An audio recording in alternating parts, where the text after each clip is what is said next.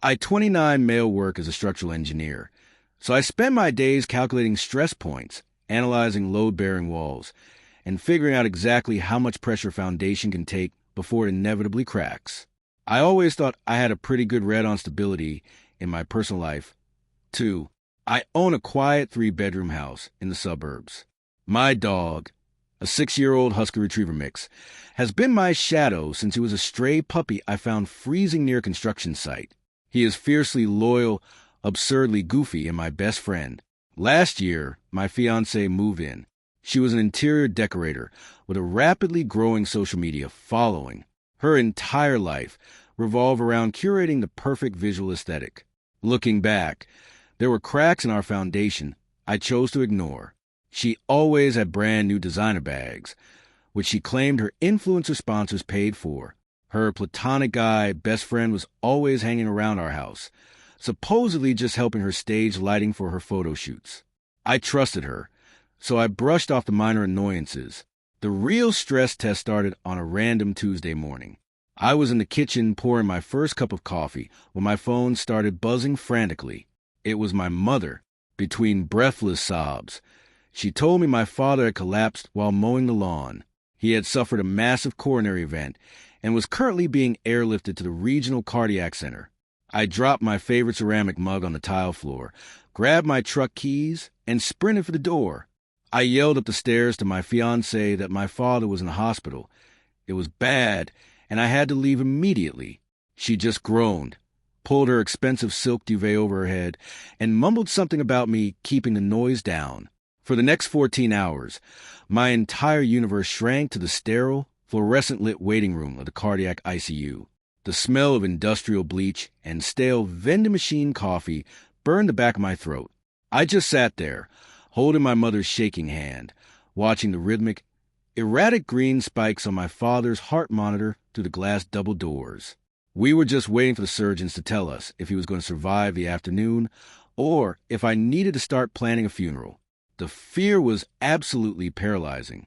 Around 8 p.m., the lead surgeon finally pushed through the swinging doors, pulled down his mask, and gave us a tired smile. The surgery was successful. My father was stabilized. The crushing, suffocating weight on my chest finally lifted just a fraction. I exhaled a breath I felt like I had been holding all day, leaned my head back against the cheap vinyl waiting room chair, and pulled out my phone for the first time to update my siblings. That is when I saw a text message from my fiancée, sent at 4:15 p.m. It read, "Hey babe, I gave your dog to a shelter. He shed too much and ruined MY aesthetic. I have a huge brand shoot here tomorrow, and I can't have dog hair everywhere. Don't be mad, it's for the best. See you at home.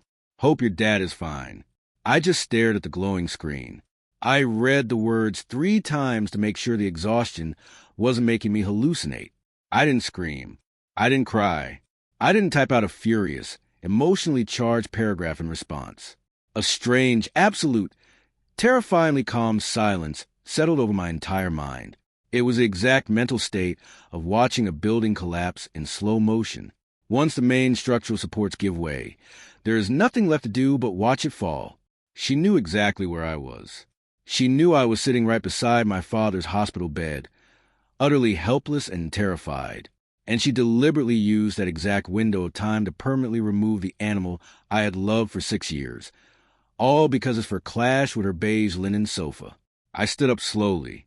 I kissed my mother on the forehead, told her I would be back in a few hours, and walked out the sliding glass doors of the hospital.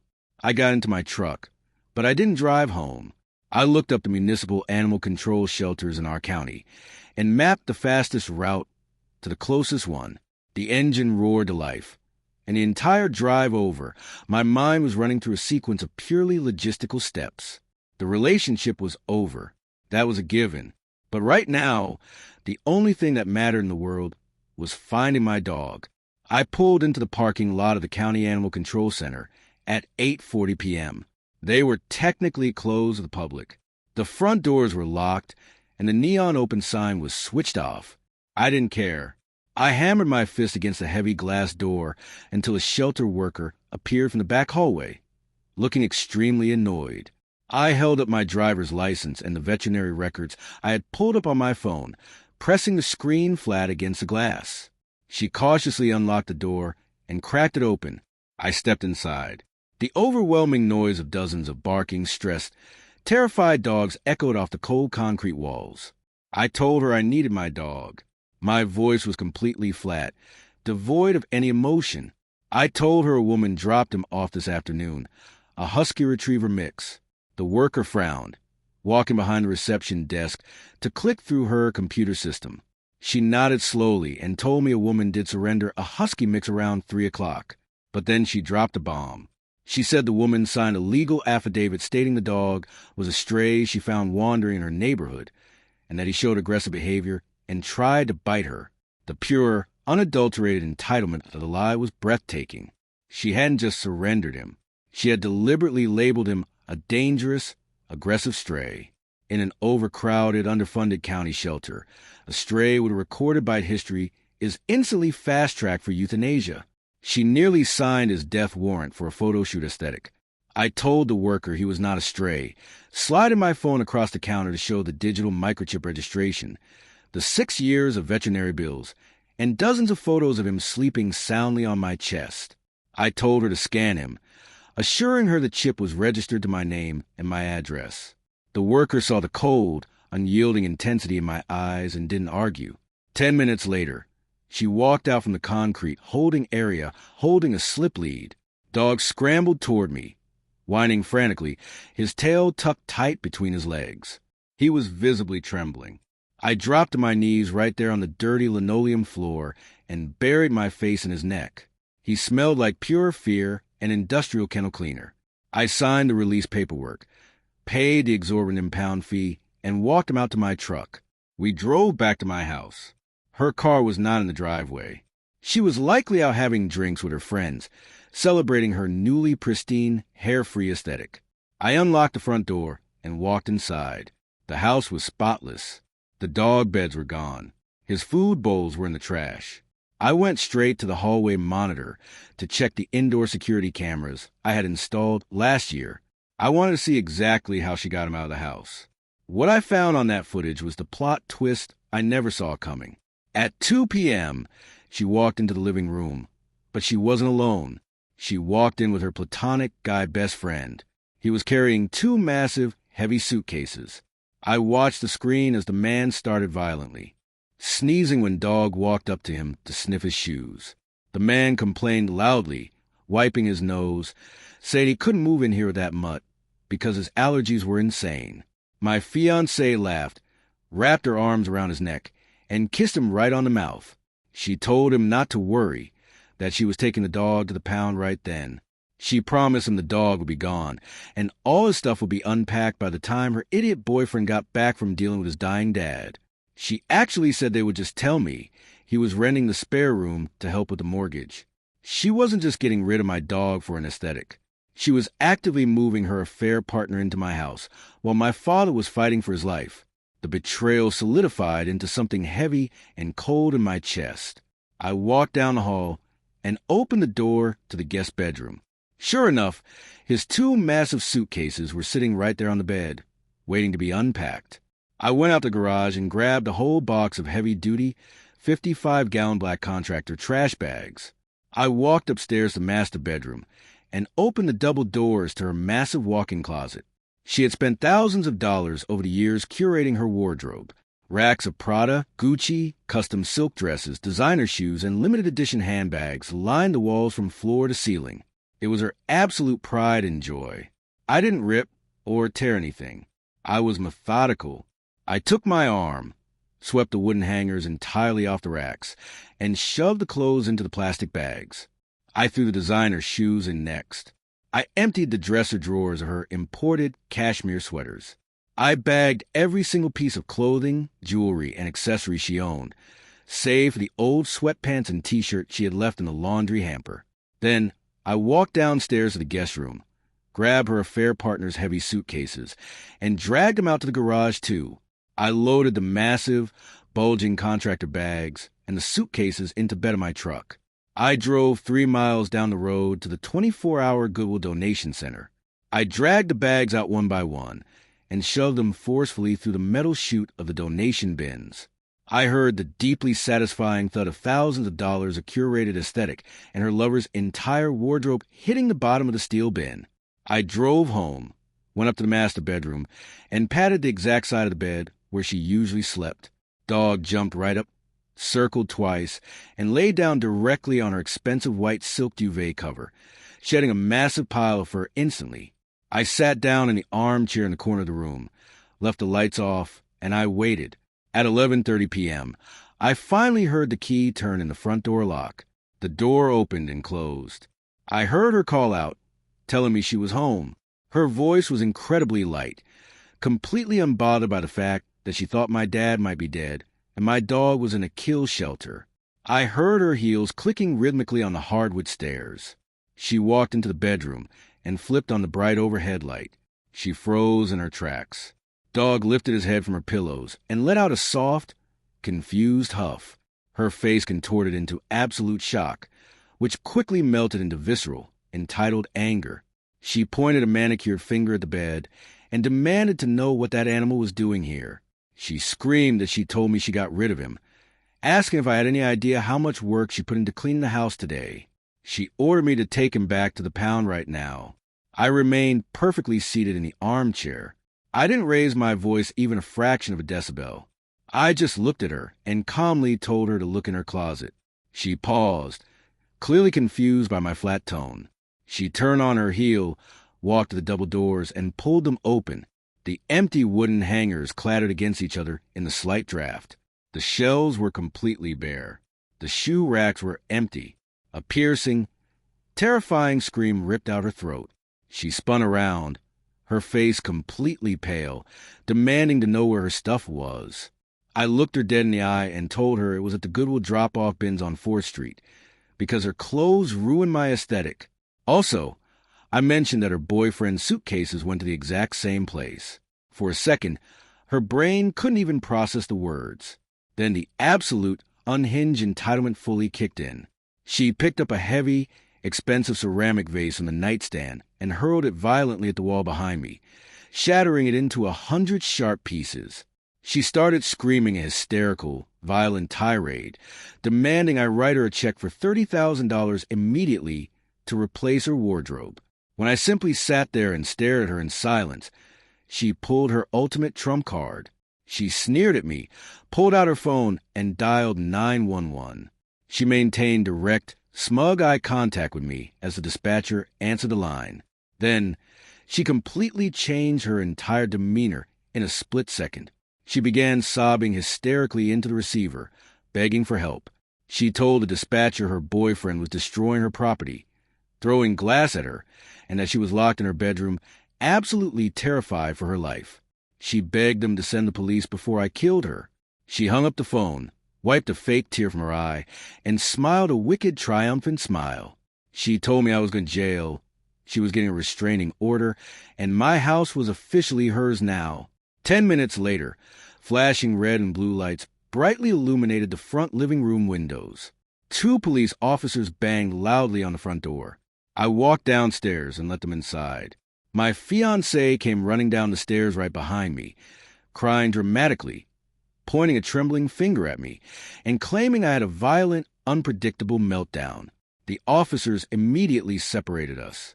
The older officer pulled me aside and asked me what happened. I didn't argue with him.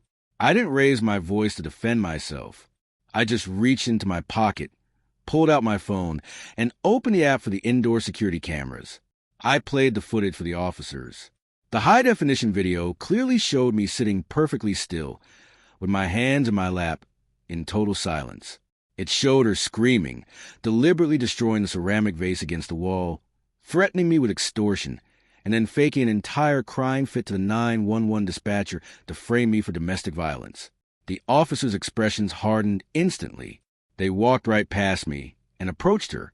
The older officer spoke firmly, telling her they just watched the high-definition footage of the entire incident. He informed her that filing a false police report and misusing the 911 emergency system is a serious crime. He suggested she go upstairs, pack whatever she had left into a bag, and find somewhere else to stay tonight.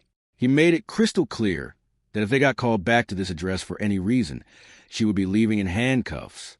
She tried to argue, but the officer just rested his hand on his duty belt and stared her down until she quietly went upstairs, stuffed her remaining dirty sweatpants into a gym bag, and walked out the front door into the night.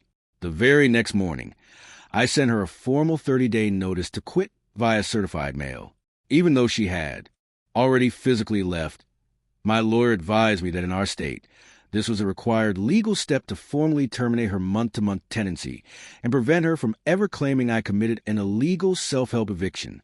Inside the same certified envelope, I included a small USB flash drive containing the clear video footage of her kissing her affair partner and plotting to abandon my dog. But deeply entitled people never just walk away quietly and accept defeat. 3 weeks later, a process server knocked on my door and handed me a thick stack of papers. I was being sued in district civil court. She was suing me for $25,000 for malicious destruction and conversion of her luxury personal property. She honestly thought she had the ultimate legal leverage over me. I didn't panic. I hired the most ruthless civil litigation attorney I could find in the city. I sat down in his office, explained the entire situation from start to finish, handed over all the camera footage, and told him to dig into her life. The legal reality of the situation was that by donating her clothes without her permission, I had technically committed civil conversion of her property. I was legally liable for the damages. However, during the standard discovery phase of the lawsuit, my attorney issued a subpoena for her complete bank and credit card records. What we found buried in those statements was absolutely staggering. Over the course of the last 8 months, she had been secretly memorizing my personal credit card numbers. She had been using my accounts online to systematically pay off her affair partner's auto loan, his personal credit card debt, and even fund their hotel stays. The unauthorized, fraudulent charges totaled exactly $14,500. When our highly anticipated court date finally arrived, we stood before a no-nonsense local district judge. Her lawyer confidently presented the original retail receipts for her designer clothes, aggressively demanding the full $25,000 retail replacement value. My attorney calmly stepped up to the podium. He respectfully reminded the court that under our specific state tort and property laws, civil damages for the conversion of used clothing are strictly restricted to their actual cash value. That means the current fair market resale value of the items, not the original retail price she paid years ago.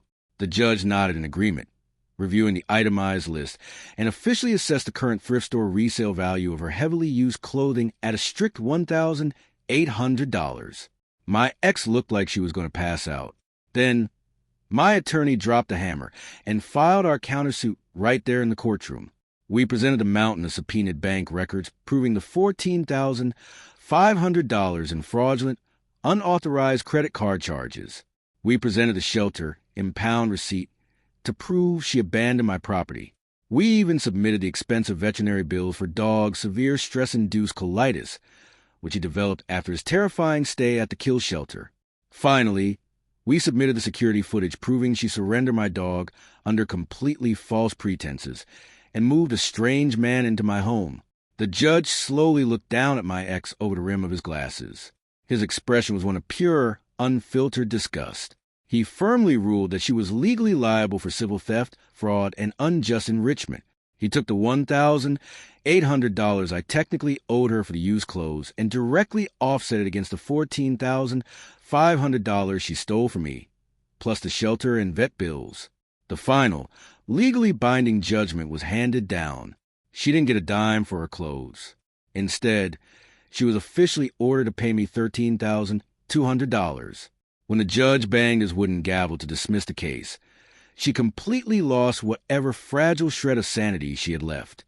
She started screaming at the top of her lungs in the middle of the quiet courtroom, calling the judge corrupt, crying about her ruined aesthetic, and physically lunging toward my defense table.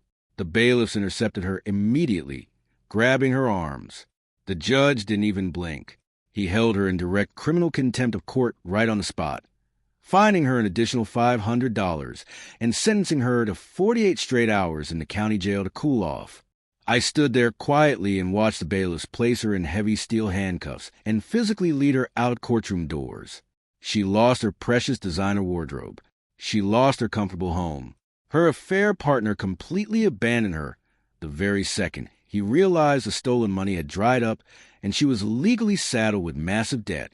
And the best part is, she got to spend her entire weekend sleeping on a cold concrete bench in a noisy county holding cell, which is exactly the kind of place she callously tried to leave my dog to die.